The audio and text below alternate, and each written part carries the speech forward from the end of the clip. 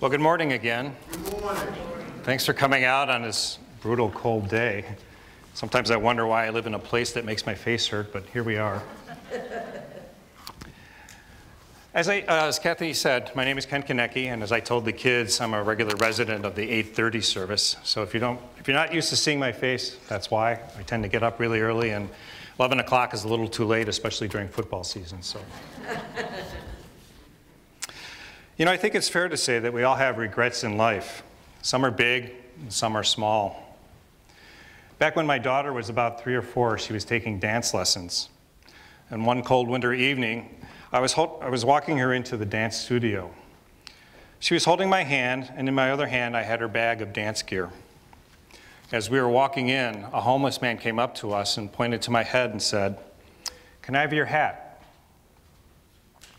I looked away from him, muttered no, and hustled me and my daughter into the dance studio. When we got in, my daughter asked me, "Dad, why didn't you give him your hat?" I mumbled something about having my hands full, but really that was an excuse and not a reason. 20 years later, I still don't have a good reason. For those of you who know me, you know I grew up unchurched. My only experience with religion growing up really was in the 4th grade. And that was the year when my parents decided that it would be good to send me and my sister to Sunday school every morning. So they dropped us off at the local Baptist church for an hour of Sunday school and picked us up right afterward.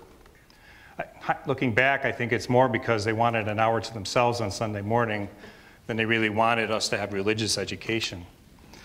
Although I do have to say, knowing there was a God to pray to came really handy first time I rode a roller coaster. In high school, I was a science nerd, and in my adolescent rebellion, rejected the entire notion of God. Religion really wasn't logical to my scientific mind. And I was also deathly afraid of public speaking. And I can't wonder what my 15-year-old self would think of me now. But in high school, I had a friend named Sheila who attended church well religiously. And one day I asked her, why did she go? And she said, because it makes me feel good. At some point as a young adult, and with adolescence safely behind me, I realized I shouldn't dismiss religion out of hand. And perhaps there was something more about it that I was missing. And so with Sheila's answer about church still resonating in my brain, I went church shopping. Like the birds from Don's kids' sermon last week, I could choose to be Methodist, or Lutheran, or Baptist, or none, as one of our kids shouted out last week. And when they shouted out none, I thought, don't you have to be Catholic to be a nun? Don said he'd pay me $50 if I worked that into the sermon. And so it was that I learned more about religion than 15-year-old me ever would have expected. And what I learned was that 2,000 years ago, a carpenter of modest means changed the world by preaching a message of tolerance, peace, and love. In the Gospel of John, Jesus gives his disciples the commandment that they love one another. And he said to them, just as I have loved you, you should also love one another. Love was the cornerstone of Jesus' message, and the stories we have in the Gospels show how much he practiced what he preached. If you think of all the miracles that he performed, he didn't do them for his own sake. In fact, he was mocked on the cross for not using his divinity for saving himself. But he used his miracles to make better the lives of other people. So critical is love to Christianity that Paul says it's the greatest of all spiritual gifts. At the end of our reading this morning, Paul was talking about gifts, and this is what he was talking about, was love. And he writes, if I have all faith so as to remove mountains, but do not have love, I am nothing. But what exactly is love? Philosophers, poets, and Paul McCartney have spent lifetimes trying to describe it. If you look it up in the dictionary, you'll get a long list of definitions, because love is one of those things that cover a lot of territory. I can say I love a cold beer on a hot day, and I can say I love my kids, but those are very clearly different types of love. In a passage I'm sure you've heard if you've ever been to a wedding, Paul tells us that love is patient, love is kind, it does not envy, it does not boast, it is not proud. It is not rude, it is not self-seeking, it is not easily angered, and it keeps no record of wrongs. Love does not delight in evil, but rejoices with the truth. It always protects, always trusts, always hopes, and always perseveres. Love never fails. Well, English only has one word for love. It turns out the Greeks have three words.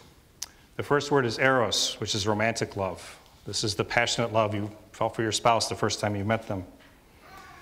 Philia is the love which is the intimate affection between friends and family members. And finally, the last word they have is agape. And this one's a little trickier.